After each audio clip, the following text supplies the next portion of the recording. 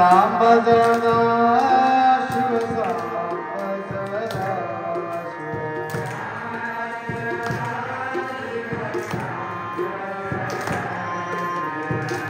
सांब जगा शिव सांब जगा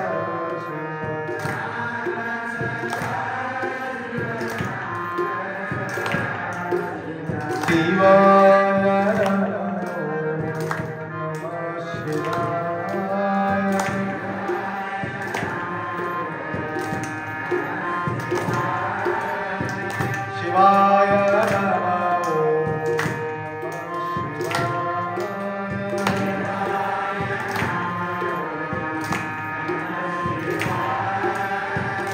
शिवाय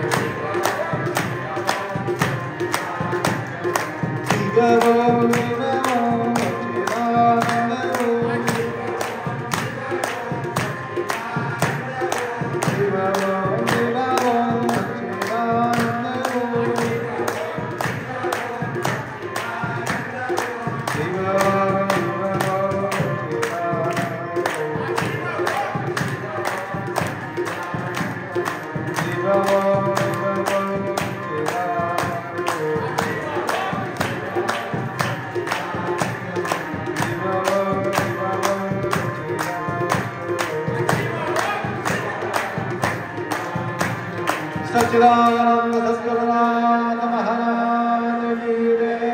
महात्मा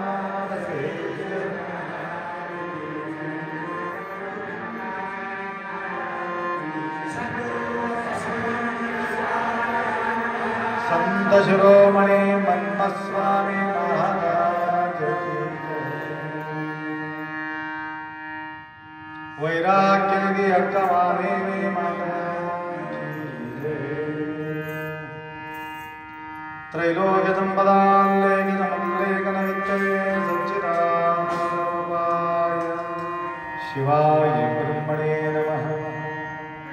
यामावुः सर्वलोकानां प्रकृतिं शास्त्रमागः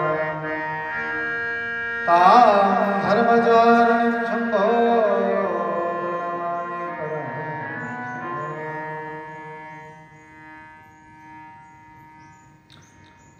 त्रिकालवंदनीय प्राप्त स्मरणीय पूज्य गुरुवर्यांचं स्मरण करू तुम्हा सर्वांचा साक्षी स्वरूप शिवाचे स्मरण करू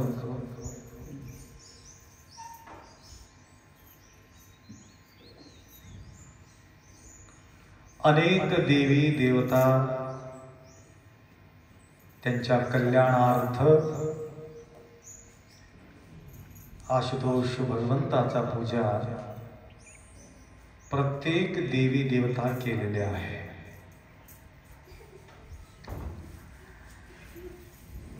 तो जन्माला येणारे जे आहे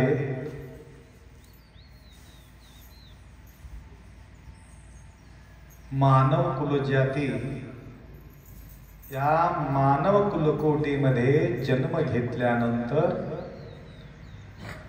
दानव भी होता येते, देव भी होता येते, मानव तर आहे। मानव दानव होता येते, देवता होता येते, परंतु शिव होता येत नाही, शंभू होता येत नाही. देवता होता येत, शंभू होता येत नाही. कारण शंभूचं नाव आपण ठेवून घेऊ शकतो. शंभू सारखा होता येते, परंतु शंभू होता येत नाही. शंभू हा स्वयंभू आहे, ना आई आहे ना वडील आहे, त्याला स्वयंभू म्हणतात. परंतु संपूर्ण देवी देवता 33 कोटी देवता जे आहे ते स्वयंभू नाही. स्वयंभू कोणाचं नाव आले? शंभू.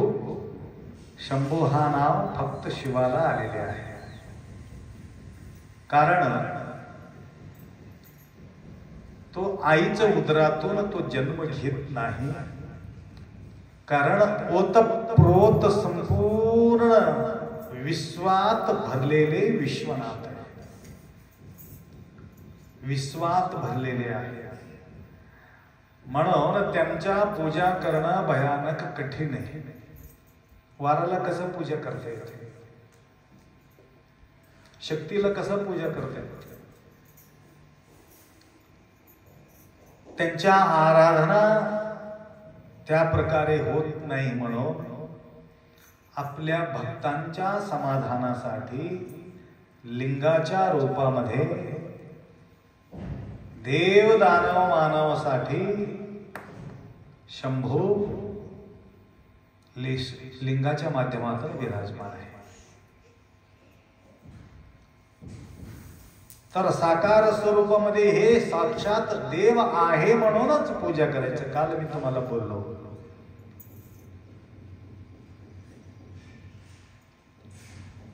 लिंग म्हणे धोंडा धोंडा, किडा पडो त्याच्या तोंडा. बघ, आपल्याला धोंडा बघणाऱ्याला काही काही लोकांना धोंडा दिसते. कधी कधी तुम्ही आकाशाकडे पहा,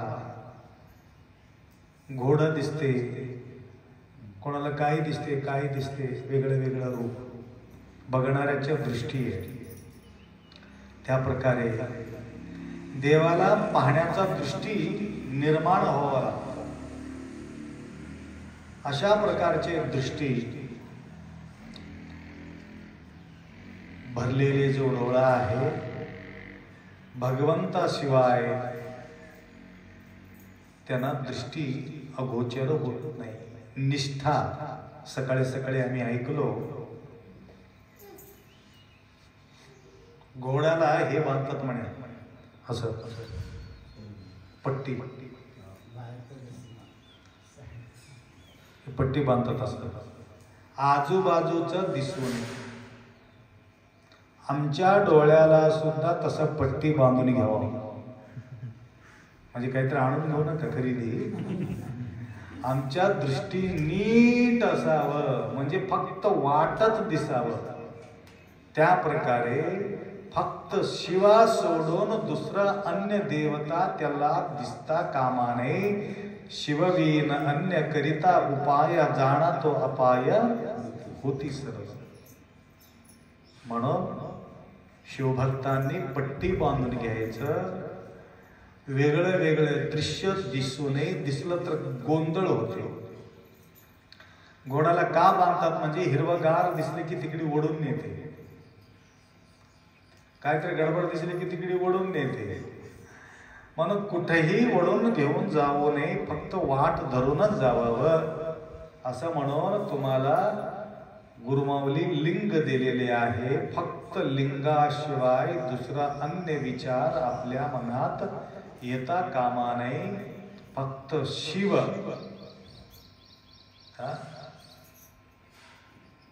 शिव शिव शिव शिव, दुसरा विचार येता कामा नये. म्हणून या श्रावण मासात निरंतर पूजा करण्याचा जो संधी आम्हाला या ठिकाणी प्राप्त होत आहे. कशासाठी? 1 मास संपूर्ण आमच्या दृष्टीमध्ये लिंग भरायला पाहिजे. एक प्रॅक्टिस, एक ट्रेनिंग. 11 महिना ज्यावेळेस भार पडतो त्यावेळेस सुद्धा तुमच्या दृष्टीमध्ये लिंगच दिसावं म्हटलं तर निरंतर जो विचार करतो तो विचार आपल्या स्वप्नात येते. फक्त शिवाबद्दल, लिंगाबद्दल, मूर्तीबद्दलच विचार आपण करत राहिला, आपला स्वप्न जाग्रत स्वप्न सुसुप्ती अवस्थामध्ये तेच आपल्याला दिसणार आहे. ज्या प्रकारे शारदा देवी संकल्प केले, काय संकल्प केलं? शिवपुराण वाचले. शिवपुराण वाचले. शिवपुराण वाचल्यानंतर तिथं समाप्ती करायला पाहिजे होतं. तात्पुरतं त्या ठिकाणी तिने समाप्ती केले आणि त्या ठिकाणी अनेक लोक मिळत होते. त्या सगळ्यांना बोलून घेऊन त्या ठिकाणी प्रसादाचा व्यवस्था करायला पाहिजे होतं, परंतु त्या ठिकाणी केला नाही. कारण तिथं शिवभक्त सापडत नाही, अभक्त सापडते. वेगळे वेगळे विचार असलेले लोक सापडतात. असा संकल्प त्यांनी व्यक्त केला. या ठिकाणी माऊलीच्या सानिध्यात अनेक शिवभक्त येतात. समाप्ती तिथंच करावा. शिवपुराणाचं शिवाच्या नावाने शिवभक्तांचा सुक्षेत्राच्या ठिकाणी मन्मथ माऊलीचा पावन सानिध्यातच प्रसादाचा व्यवस्था व्हावी म्हणून आज धन सहाय्य या ठिकाणी त्यांनी केलेले आहे. किती दिले म्हणून सांगू? 5,000 रुपये या ठिकाणी प्रसादासाठी दिले. अतिरिक्त 1,000 रुपये कशासाठी दिले? बरं, ते आम्हाला आठवण होतं 1,000 रुपये म्हणून मागून घेतले होते म्हणे. तर आपा तुमच्याजवळ मी भेटलो होतो, ते 1,000 रुपये तुम्हाला अर्पण करत आहे म्हणून त्या ठिकाणी त्याने दिले. बघा, माईक सुद्धा टाळी वाजलेली, तुम्ही वाजणे गेले. काय कमाल म्हणा, माईक खुश होऊन गेले, परंतु तुम्ही काही झोपी चालले. तर असो, हे प्रभाव मन्मथ माऊलीचा प्रभाव आहे. प्रसन्न झाल्यानंतर कुठल्या तरी रूपानं महादेव प्रसन्न होतो. लक्षात आलं का? तेवढा मोठा दगड कोसळून महादेवाच्या मंदिराला धक्का येता कामा नये म्हणून कितीतरी हजारो क्विंटल दगड पळत पळत येऊन मंदिराच्या जवळच येऊन तिथं थांबले म्हणे. बघा,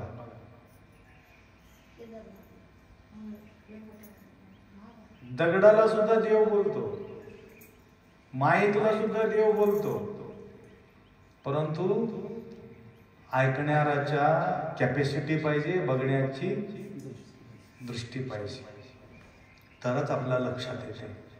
त्या प्रकारे तेवढंच नसून प्रतिवर्ष दर दिवस 1-1 रुपये नैवेद्य दाखवून देवाला दक्षिणा, धूप, दीप, नैवेद्य अर्पण करून तो संकल्प 365 दिवसाचा जो धन एकत्रित करून तेही सुद्धा नैवेद्याच्या रूपाने या ठिकाणी अर्पण व्हावे म्हणून तेही 365 अतिरिक्त 370 रुपये मला त्या ठिकाणी दिलेले आहेत. चिल्लरबंदी तयार करून दररोज देवाच्या नावानं काढून ठेवलेले जो पैसा या ठिकाणी प्रतिवर्ष शारदा दिदी अर्पण करत आहे. तर आज त्यांच्या नावाने या ठिकाणी महाप्रसादाचा व्यवस्था या ठिकाणी होत आहे. व तसेच राणी देवी उद्याच आहे. राणी देवी सगळ्या भक्तांना तृप्त करण्यासारखा पंचपक्वान्न त्या ठिकाणी तुम्हाला तयार करून वाटप करत आहे प्रतिवर्ष. आज सिच्युएशन बघण्यासाठी माताजी आलेले आहेत उद्याचं सिच्युएशन तयार करण्याकरता.